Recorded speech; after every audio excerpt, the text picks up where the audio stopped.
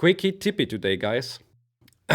Okay, so I'm working on a video game right now, and there is a dice that I have to record. So basically, you push a button, you see a dice, a dice like in a casino, you throw it, and you hear the sound.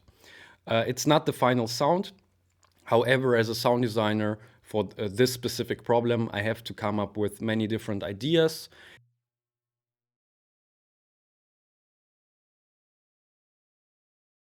And later on, we as the team, as the production team, so everybody, right, the producers and the programmers, so the team is fairly small. And this is actually awesome because we can still, control the process. So it's not like I say, okay, this is what we take, and that's it. Everybody can say, hey, I do like it. Let's try this. Let's try that. So it's very communicational, which I really, really like. So I record the sound, and the sound is very dry, right, from the recording. And there is always this question, how can I spice it up, make it a little bit more special, a little bit more fat, a little bit more, special, just a little bit different, something else, like you're cooking, And then you come up with different ideas in terms of what plugins you can use. And what I used in this case to fatten up the signal a little bit more. First, I played the dry signal, and then I played with the plugin that I will show you. You probably know it. If not, you can later Google it. Okay, so this is the sound.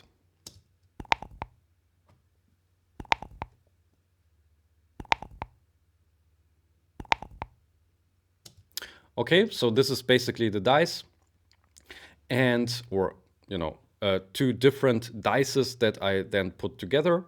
Oftentimes we do it in sound design to make it a little bit more special and a little bit more interesting, something that we probably never heard before, because it's never the case that you just record something and it works from the very first, recording. So it's always a lot of trying. And then finally, you somehow, you never know it, but somehow you come up with something that you can use later.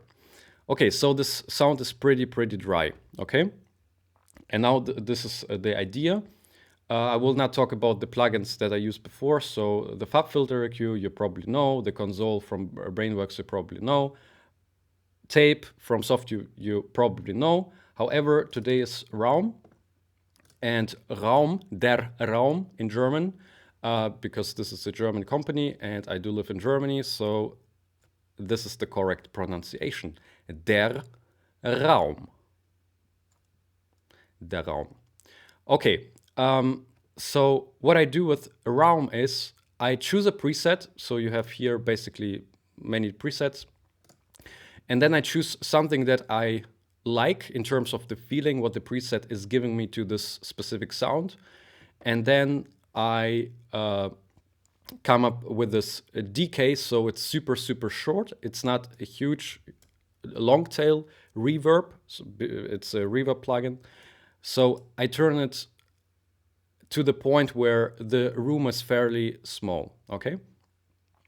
And then the second important knob is, or setting, this is the mix knob. And then I play with this mix knob in terms of that I feel that the sound somehow transforms into something more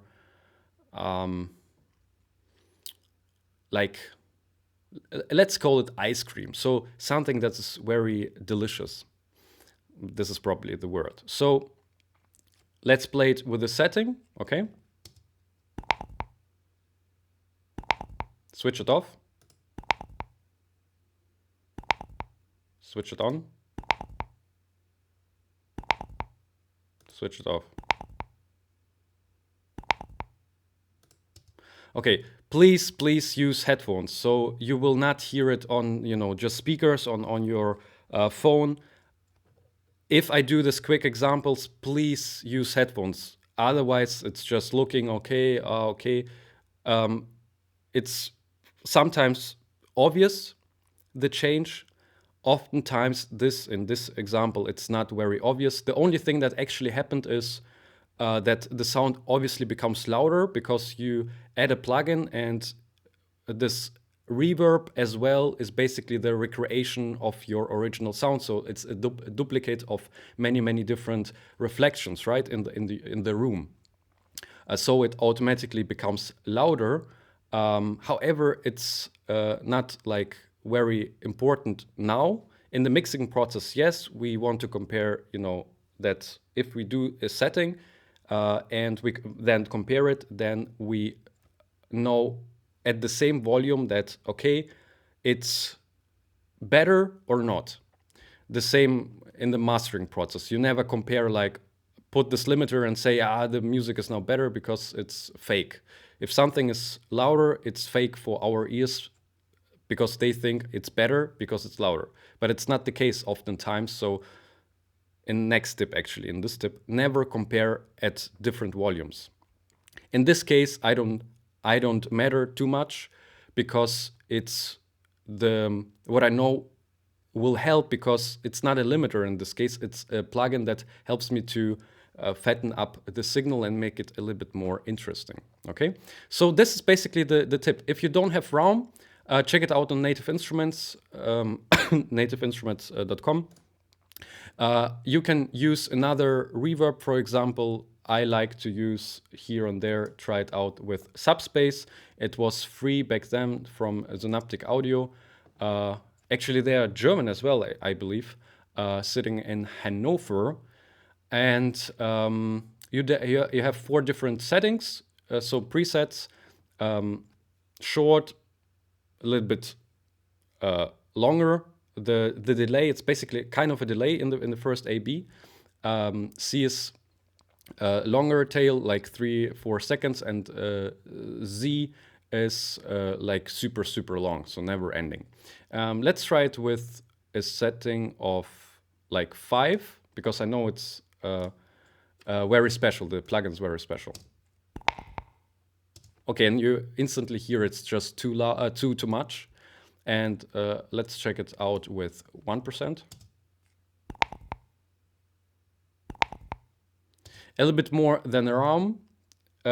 You don't have a lot of settings, as you see, just the 4 presets and the wet knob.